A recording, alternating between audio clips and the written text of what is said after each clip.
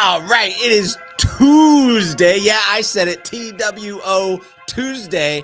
And this is Kyle, and I've got my man Michael Cirillo filling in for Paul. Let's go.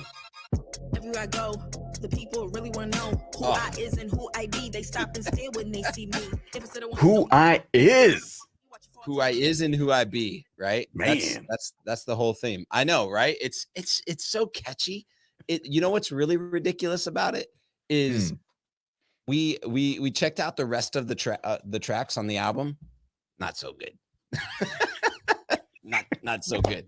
It always like one happens hit that wonder.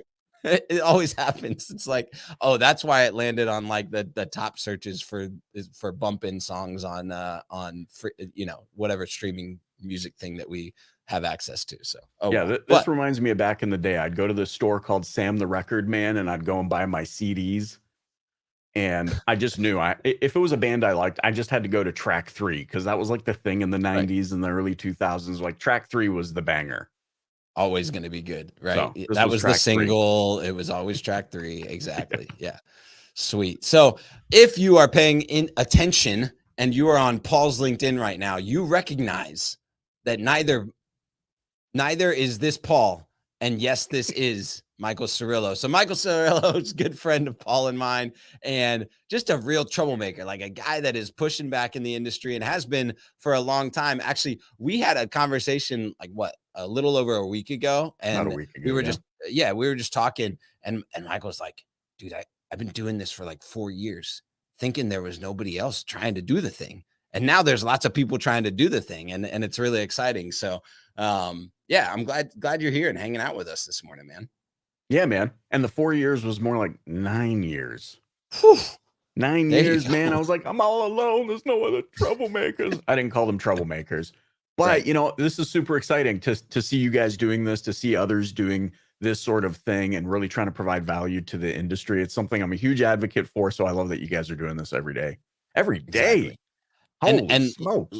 Legitimately, between 9 years and being in Canada, he had like all the boxes checked for troublemaking, right? Yeah, but just no population to see it. Hi, Mom. There's the farmer across the street, right? Exactly. Well, cool. Let's get into it today because we've got a lot to cover. And the very first thing is the thing that everybody knows, that everybody on any podcast, LinkedIn, Instagram, or Facebook post is talking about today, including Google. And that's the fact that it is 2/2/22 on a Tuesday for the last time in 200 years. Yeah. Which is absolutely ridiculous. We nerded out. We did it. But our big thing today, my thing that I'm watching today is, wouldn't you know it, but Charmin. Which I texted Cirillo this morning, and I texted him the Instagram account, and he's like, why are we looking at Charmin? But we draw a few things out just so you know. If you click in it, it's in the show notes or in any of the descriptions. But you can click over to their Instagram account or get on their Snapchat account. And today there will be a poop emoji floating down a river adventure, or on Snapchat you can actually make yourself into a poop emoji. So Cirillo, have you ever made yourself into a poop emoji? Not voluntarily. I don't. Thank goodness. But you know what? It's brilliant marketing. I mean, Yes. like we're seeing some really interesting marketing execution come out of these companies these days. A lot more creativity, and almost what I think is interesting is in this, like, where we're not quite sure what to say anymore in public, and we're not quite sure how to behave anymore in public because you're not sure who you'll offend. I'm a huge advocate of like the best marketing attracts the right audience and it repels the wrong audience. And clearly they have they've got a persona of people that like to turn into poop. Yes, exactly. Well, and here's the other thing is, like, sometimes just calling it like you see it, right, is enough for people to go, okay, at least they're not afraid of what they're, what's happening or what they're talking about, right? I scrolled down on their Instagram, and to see, they've got their iconic bears that are in the commercials that use the Charmin and all that. And they're just at the Super Bowl, and it says Charmin loves tight ends, right? Which to most people would be like, oh, can you you know, like you think about how many times you've been in like a dealer or an agency has been in a room talking about the next campaign and everybody's like, are we sure? Can we say that? Are we? No, we should probably pull back on that one. Right. Like someone probably asked that question, but someone also said, hey, no, look, if we say it, like we've got the opportunity to attract a lot of attention, but also good attention, right? Because it gets a laugh and all that type of stuff. I think that a lot of times we hedge in a lot of our marketing meetings because we just, instead of going, no, we're just going to throw it out there like we see it, right? We kind of hold back and don't say it because it may, you know, may offend someone or may do, you know, and so we start hedging against all of these, you know, like theoretical, our friend Darren Doan says, theoretical no trespassing signs, right? It's not really no trespassing sign, but we've kind of put it up there, right? I'm sure you've seen that in your days because your agency, you know, FlexDealer has a lot of that. Like, hey, we're going to push back on some of the things that are typical marketing, right? Yeah. And I mean, one of the most brilliant ways to stand out when everyone is doing the same thing is to ready, drum roll, stand out and actually lean into it and take advantage of the fact that everyone else is trying to look, feel, smell, taste, and behave the same way. I don't know why taste is probably smell. I don't know. But you know what I mean. And talk, so, you know, communicate. We'll use the regular words. hey, well, look, we saw it during the Super Bowl. I mean, they're Right. taking a spin on this. Like we love tight ends. Shocked that there isn't some sort of like hemorrhoid cream company like Right. on the tail end of Really this, like as a leaning in. response, as a funny response. But they're leaning into it, and you know, I've talked a little bit about this on my show, but it's like, hey, everybody expects certain types of advertising, and then what happens? We become fatigued. We, you know, we start to ignore it, and then Yes. all it takes is somebody to just come through the middle and say, hey, this is different, and to lean into it. And there's nothing worse, by the way, Kyle, than somebody who has a brilliant idea and then almost like pulls back on it, like you said, Right. and then they don't lean into it, and then they just look like a really shy, you know, that no vision kind of company, and that just doesn't play well either. So I love that they're You just know, leaning fully into this. you know, and especially for like dealers or smaller business companies, right? Where you know, like Coinbase, you knew millions upon millions of people were going to see that. So there's an element of like, if it doesn't land or it does hit wrong, then there could be some bad press around it. But the reality is for most of the businesses that would be paying attention or in automotive, right? The ability to recover or, you know, like fix a mistake or anything like that is pretty, like it's pretty realistic, right? So if you try something and it misses, like the amount of audience that actually saw it or engaged with it is pretty low, right? Yeah. And so the ability for you to recover from that or shift from it, like say an idea doesn't work, right? Especially if you have the pieces in place to kind of shift quickly, you know, it's kind of no skin off your back to just keep rolling and That's try true. something new again, right? There's another brilliant thing about this. There's almost like a sub guerrilla marketing strategy that they're deploying here. I mean, you've got kids. I've got kids. Anybody watching this who has kids knows that their children say one word more than any other word, and it's the word poop. I Anything. don't know why they say the word poop. They don't know. That smell like poop. That is everything's poop. And so Right. they know. Charmin knows. I'm sure of it. They know that millions upon millions of children today are going to be like, you could turn yourself into a poop emoji. And so they're going to use placements of children in homes turning themselves into Everywhere. poop emojis to put their brand in front of the adults Absolutely. who buy the poop wipe. Absolutely. And you know where they're going to put that, you know where they're going to call Walmart and Target and all those people to put their product on what shelf? You know where it's going, right? Bottom shelf right now, right? That's no longer on the top shelf that only the adults can reach. It's going straight bottom shelf so that when the kid walks by, it's like, Mom, Dad, we want to actually, speaking of that. Stop. Segue. Time.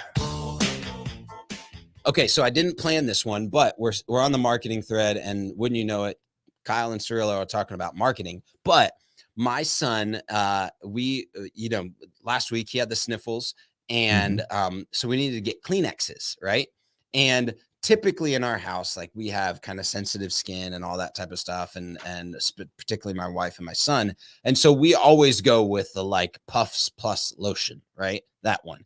Well, they've been hard on a TV campaign, but interestingly enough, they have the TV campaign, the commercial campaign, running a ton on children's programming, and it's basically a child sitting there about to decide to pick out a Kleenex that then becomes like a box of fire, right?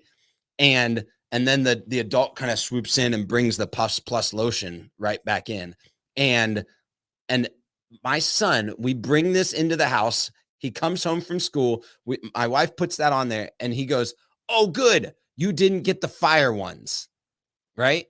So like he totally like grabs that, brings it down, and like we know in our house we can't get the fire ones anymore, right? Because he's been marketed. It's brilliant because they're speaking the language of their target audience. They knew for a fact, oh, hey, parent comes in to save the day. I'm a kid. I understand parent coming in to save the day. Right. I'm speaking firebox, firebrand, can't get that. And ultimately, we know that when we're pushing a child in a shopping cart through Walmart or through Kroger or whatever, Every time they're going to be like, "That's the one we need. Mom, you need to get that one." Like the mom's going to be like, "My kids, oh, shut up. Just get the non-firebrand one." Right. Exactly. All right. Well, I want to keep rolling. I want to spend a little bit of time talking about you posting on LinkedIn this weekend, talking about a little bit of a shopping experience that you're having shopping for a vehicle for your family. And particularly, I want to lean in. You said you've submitted over 30 leads. Is that right? Yeah, it's closer to 40 now. First of all, kudos. That takes some serious gumption.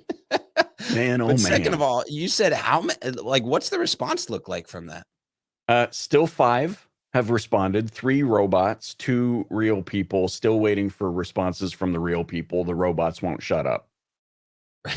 The bots are taking over. They're hitting you all the time. The bots are taking and you know over. exactly what they are, right? Yeah. So I think that's so interesting because in our industry, like I was talking to someone yesterday that the theme of NADA, the theme of digital dealer, the theme of DMSC, the theme of all of this is like BDC, internet response time, digital showroom, all of this type of stuff. It seems like the overall theme of our industry is this has to be top of mind. Yet out of 40 different vehicles in stores, you're getting a 25% return on communication at best, right? Mm-hmm. Which is It's shocking. It is shocking. And it brings me back down to a foundation that I maintain, which is that all the best tools in the world won't work unless you do. I like to sometimes use ridiculous analogies that people would be like, "Cirillo, that's the dumbest thing I've ever heard." And I go, exactly. So the analogy that I tend to use, especially around NADA, because you're going to be getting things flopped in your face like all of the pushers on the strip, right? It's like, "Hey, come over here. We're doing massages, and I got it's using mineral oil today." It's like it's actually so perfect that it's held in Vegas, right? Because you come off the strip and you get the same thing in the conference center. Sorry, the exact same thing. So I use this analogy, Kyle, of you go to Home Depot and you purchase the most expensive hammer you can find, and the darn thing still won't hang pictures on the wall for you. It still won't build the house for you. You still have to know how to hold that hammer. And for anybody that doesn't know how to hold a hammer, yes, there are more appropriate ways to hold a hammer to get the job done more efficiently. But, I think what we find is we tend to suffer, and this is not an industry isolated, thing. We get attracted by shiny objects. We are lured in. This will lasso the sun, the moon, and the stars for you. We bring it into our store, and I'm sure you've experienced this as you were creating efficiencies in the stores you worked in, where we don't even, though, anticipate whether or not we have the bandwidth to fully invest into this tool from a human perspective. And so we go blindly based on the promise that it's going to do all of these things for us. And then we sweep it under the rug. We don't pay attention to it. We don't even know if it's working. And I see that a lot in our industry. In this case, with my shopping experience, and by the way, I'm a complete laydown. If these people just knew, I'm like a "that one, sir" kind of guy. Right. And you know, when can I have it? Well, I have to pick my kids up from school at 2:30. I'd like to do it in this new vehicle, sort of a thing. Yep. The fact though that I'm kind of in a new shopping experience where I haven't done this before. I'm not around some dealers that I usually can go, hey, I trust this. Like, I'm a super loyal guy. So this is really being approached blindly as a customer without any connections to the market that I'm looking for this vehicle in. And I feel lost, completely lost, even though I know how I work with car dealers all day long. I know how the process goes. I know all this kind of stuff, but I can't break through the barrier of entry to even get a meaningful conversation started. Wow. Yeah. That's an interesting kind of thing to draw out, that you, as someone who's been in the industry, that knows probably the tools that they're using and the communication platforms and the inventory, and you probably know the web providers and how to look at the inventory. You feel this sense of being lost, right? And so how distant does that become for a consumer that hasn't bought a car in 9 years or interacted with a dealer, right? Man, what you know what they do? They go to Marketplace. And by the way, if I have to go into our beloved Facebook auto marketing collective group and see somebody ask what the best chat provider is again, or this company that can post my vehicles to Facebook Marketplace, I'm sorry, with all the love in my heart, don't.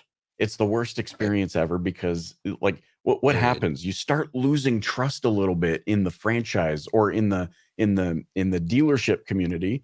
So what I noticed is, I'm like, screw this. I'm just going to go private. So I go to Marketplace and I go private. It's an awful experience. No insult to anybody intended here. It's an awful experience because you don't know who to trust there either. And so you actually get to the point of fatigue really, really quickly. I would anticipate, I don't know what it is particularly in the United States. In Canada, Google's study showed an average purchase process time of about 73 days, 74 days, depending on the province.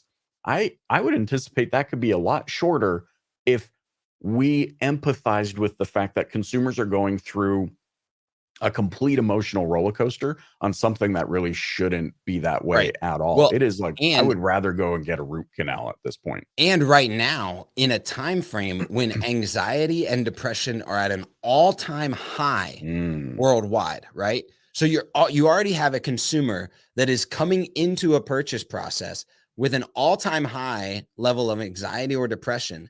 And then you're filling it with more anxiety, more lostness, more feeling. So challenge to the dealers, challenge to the industry partners. Like, how are we meeting people with a high level of anxiety and depression where they're at with the empathy and what they need?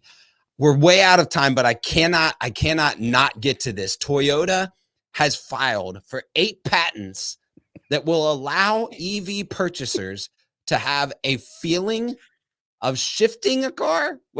Shifting a car, putting the clutch down, and would you guess it, but stalling out. They're gonna give you that old feeling of being 16 again, going up a hill and stalling it out because you popped the clutch. What a mess. Give us your quick thoughts as we head out. Dave Grohl on Guitar Hero. You could just pick up a real guitar and learn how to play it. All right, with that, we've had a whole bunch of fun today. We've talked marketing, we've talked consumer interaction, and we've talked 2222. Cirillo, thank you for coming on. Go and get today, just like all our troublemakers.